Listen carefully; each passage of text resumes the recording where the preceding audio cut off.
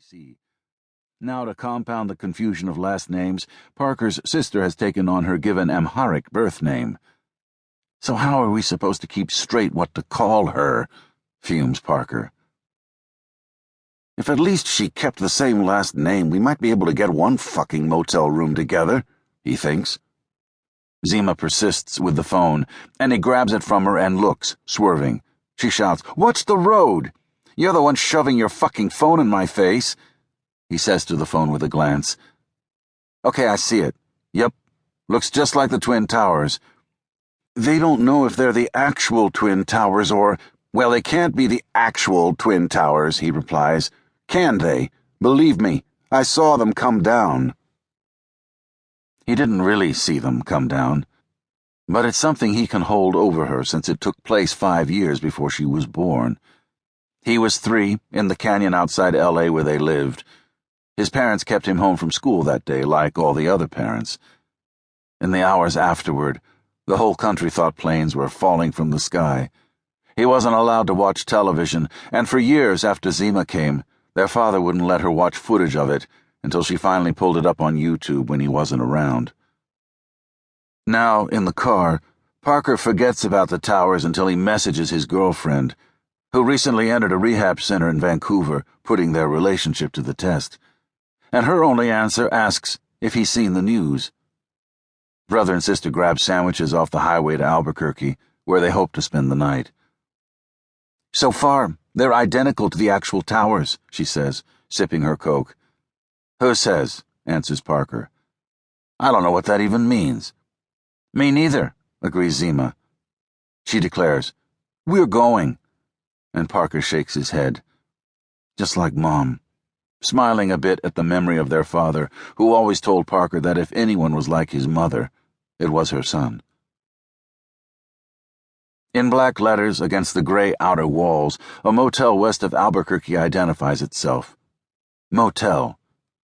So generic, muses Parker. I'm surprised it doesn't have a barcode next to it.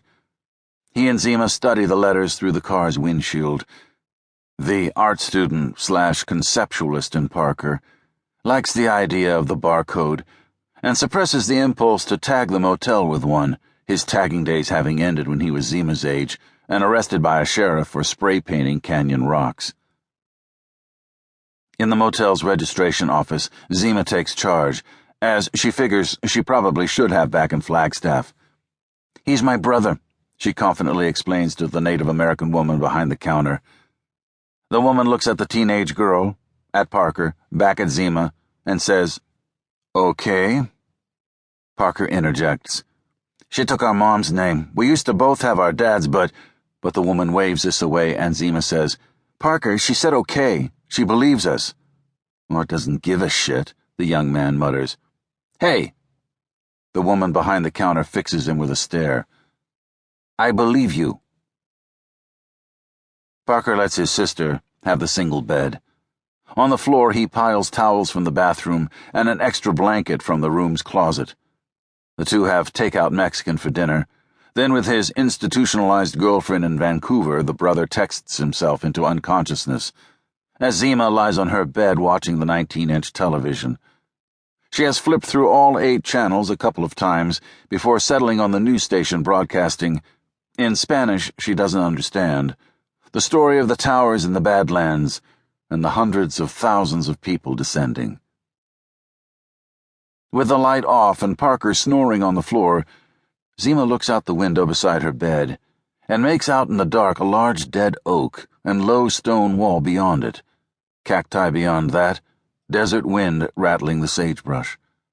Although she realizes the next morning that it must have been a dream, she watches in the night an exodus of displaced Navajos as far as the eye can see, marching past the motel by the hundreds, braves and their women and children, at the gunpoint of soldiers on horseback. When she wakes to sunlight, she repeats flatly to the window what she said in the car the day before. "We're going," figuring her brother, curled beside her among the bath towels, is still sleeping. "You said that yesterday," he answers from the floor. Neither is much for maps. After punching Michigan into his cell back in L.A., and assuming the device would talk them through the next